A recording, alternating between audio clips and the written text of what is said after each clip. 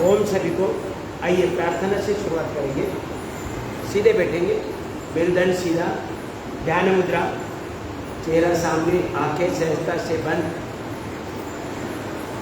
चेहरे पर प्रसन्न भाव और लंबा गहरा सांस लें। ओम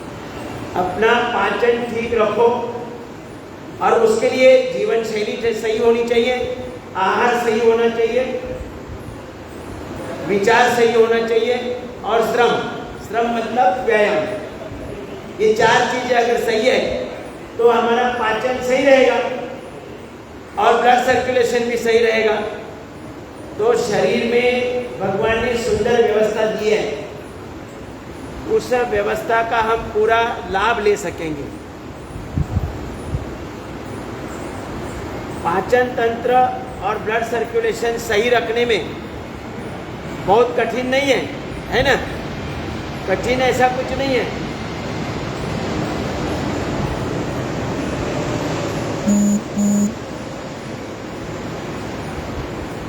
पाचन तंत्र और ब्लड सर्कुलेशन बिल्कुल आसान क्रिया है और उसके लिए हमें बहुत सारे आसन करने की आवश्यकता नहीं है। जिस आसन द्वारा हम सहजता से अपना पाचन और ब्लड सर्कुलेशन सही रख सकते हैं।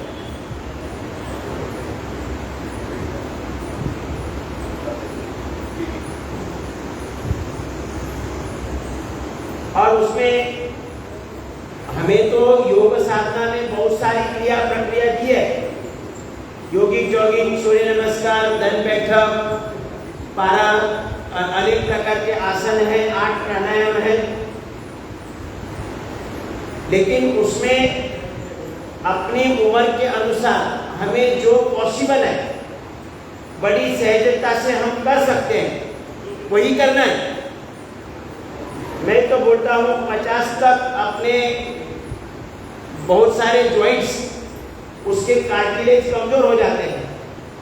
जॉइंट्स में कार्टिलेज, अभी घुटने के कार्टिलेज कमजोर हो जाते हैं। तो 50 के आगे वाले लोगों ने ज़्यादा योगिक जॉगिंग यानी दौड़ना, ज़्यादा दौड़ना, ये करना नहीं चाहिए। उसके लिए जो आसन हम बैठकर कर सकते हैं, जो हम 2 दिन किया सूक्ष्म व्यायाम किया, उसमें पूरा व्यायाम होता है, उसमें घुटने पर ज्यादा प्रेशर नहीं आता है।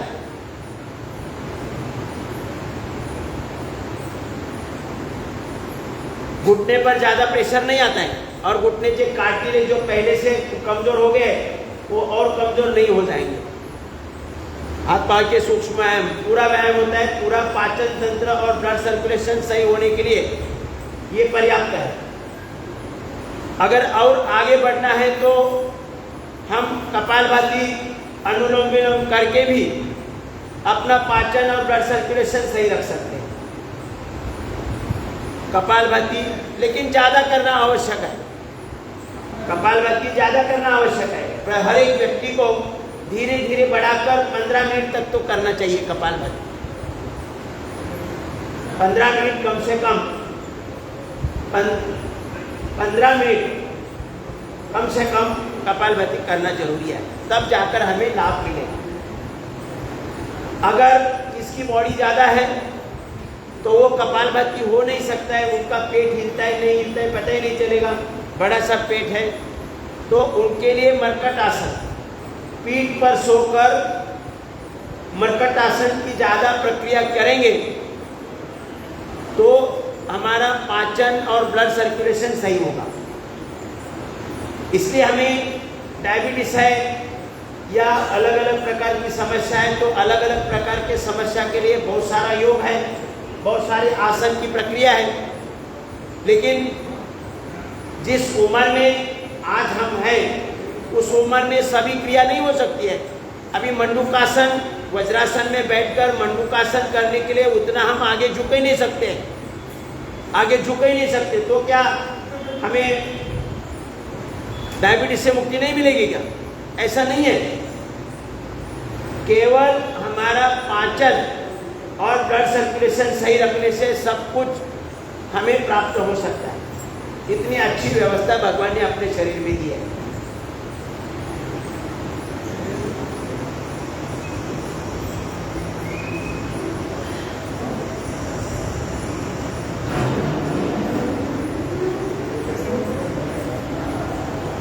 अगर हमारा पाचन, देखो मैं आज बहुत महत्वपूर्ण बात बताने जा रहा हूँ और जो इजीली हम कर सकते हैं, इजीली संपूर्ण आरोग्य सही रख सकते हैं और जीवन भर कोई समस्या ही नहीं आ सकती। साधारण सा थोड़ा थोड़ा जानकारी तो सबको रहती है लेकिन वो कर नहीं सकते हैं। जैसे मैंने बोला, कल बताया, खाना चबा कर खाना चाहिए, पता तो सबको है लेकिन पॉसिबल नहीं होता है, करते नहीं है। और इसी के लिए हमारा पेट में पाचन की व्यवस्था 50% है, हम 100% वहाँ पर भेज देते हैं। चबाते नहीं है तो सलाइवा के द्वारा उसका जो 50% पाचन होना है तो नहीं होता है। ये बातें तो सबको पता है। अभी देखो, अगर हमारा पाचन तंत्र और ब्लड सर्कुलेशन सही है तो हमने कल देखा कि हमारे जो शरीर में 37 ट्रिलियन सेल्स है, उन 37 ट्रिलियन सेल्स के अंदर पर्याप्त ऑक्सीजन, पर्याप्त ग्लूकोज और पर्याप्त इंसुलिन पहुंच जाएगा। बराबर, इतनी तो बात समझ में आ गई। पर्याप्त ऑक्सीजन, ग्लूकोज और इंसुलिन प्राप्त होगा एक एक सेल के अंदर जरा मुंडी से हिला हिला डुला कर बताया करो, कपालभाति करते रहो। मेरे आप सुन रहे हैं उससे मुझे पता चलेगा। तो ये 3 जो इंग्रेडिएंट है वो अगर एक एक सेल तक पहुंच जाते हैं तो हमने देखा कि ऑक्सीजन और ग्लूकोज का ज्वलन होगा एक एक सेल के अंदर, और उसे मदद कौन करेगा? आग लगाने का काम कौन करेगा? इंसुलिन। थोड़ा थोड़ा ध्यान रखा करो, इंसुलिन आग लगेगा तभी तो आग लगेगी। एक एक सेल के अंदर माइटोकॉन्ड्रिया में ये व्यवस्था भगवान ने बनाई है एनर्जी निर्माण के लिए, ज्वलन करने की। ज्वलन एक एक सेल के अंदर ज्वलन होगा, एक एक सेल के अंदर ज्वलन होगा, ऑक्सीजन और ग्लूकोज का ज्वलन होगा, और उसे आग लगाने का काम कौन करेगा? जोर से बोलो जरा, इंसुलिन। तो ये तीनों चीजें अगर बराबर ये आ रही है तो हमारे एक एक सेल के अंदर पर्याप्त ज्वलन होगा, पर्याप्त ऊर्जा निर्मित होगी। पर्याप्त ऊर्जा निर्मित से वो एक एक सॉफ्टवेयर की फाइल ओपन होगी, एक एक सेल की, एक एक सेल की सॉफ्टवेयर की फाइल होगी, ओपन होगी, और एक एक सेल को जिस प्रकार के हार्मोन निर्मित का प्रोग्राम भगवान ने दिया है वो हार्मोन्स निर्मित होगी। पूरे शरीर में कहीं भी हार्मोन्स की कमी नहीं आएगी। हम डॉक्टर के पास जाते हैं तो डॉक्टर बोलते हैं इस हार्मोन्स की कमी है तो किडनी खराब है, इस हार्मोन्स की कमी, लीवर सेल बराबर हार्मोन्स निर्माण नहीं कर रहे तो लीवर में कमजोरी आ गई है, फैटी लीवर हो गया है, ये बातें बोल जाती है, बरोबर। तो अगर हमारा पाचन और ब्लड सर्कुलेशन सही है तो ये हमने देखा कि हमारे समस्त सेल्स उनका स्ट्रक्चर और कैरेक्टर ठीक होगा, और उनके अंदर भगवान ने जिस प्रकार के हार्मोन निर्मित का कार्य किया है वो कार्य संपन्न होगा। तो अपने आरोग्य में कोई बिगाड़ होने की गुंजाइश नहीं। अब अपने शरीर में 2 प्रकार के हार्मोन्स हैं, मेलाटोनिन और सेरोटोनिन, और ये आपको अनायास प्राप्त हो जाते हैं, अनायास प्राप्त होते हैं। ये अगर मेलाटोनिन और सेरोटोनिन अगर बराबर निर्माण हो रहे हैं पर्याप्त, तो ये हमारे शरीर का सुरक्षा कवच है। हमारे शरीर में किसी भी प्रकार की बीमारी हो ही नहीं सकती। अगर मेलाटोनिन और सेरोटोनिन पर्याप्त मात्रा में उपलब्ध हो रहे हैं तो हमारे शरीर में किसी भी प्रकार की कैंसर हो और ट्यूबरक्लोसिस हो या डायबिटीज हो, किसी भी प्रकार की बीमारी हो नहीं सकती है। पूर्ण आरोग्य संपन्न शरीर प्राप्त करने की व्यवस्था ये भगवान ने मेलाटोनिन और सेरोटोनिन से की है। लेकिन उसके लिए कंडीशन क्या है? ये मेलाटोनिन हमारे पीनियल ग्लैंड्स में निर्माण होता है या पूरे शरीर में एक एक सेल के अंदर जो माइटोकॉन्ड्रिया है उसमें भी निर्माण होता है। हमारे शरीर में इंटेस्टाइन में जो गट्स है उसमें भी ये मेलाटोनिन सेरोटोनिन निर्माण होता है। लेकिन उसे खाली जो कंडीशन है वो फॉलो नहीं किया जाती है। देखो, मेलाटोनिन आपको कभी नींद नहीं आती है तो समझ लेना कि मेलाटोनिन बराबर निर्माण नहीं हो रहा है। अभी ये सहजता व्यवस्था भगवान ने लगाई है मेलाटोनिन निर्मित की, लेकिन उसमें कंडीशन क्या है? रात में आप जब सोते हैं तो पूरा अंधेरा चाहिए, पूरा अंधेरा चाहिए।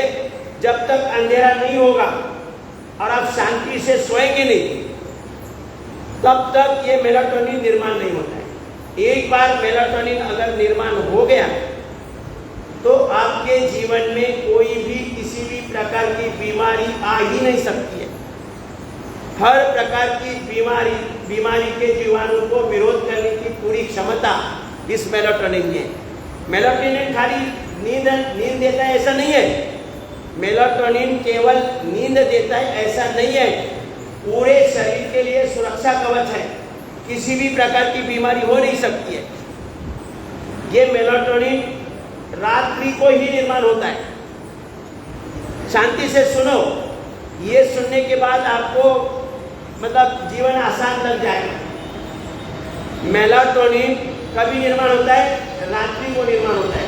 लेकिन कंडीशन क्या है?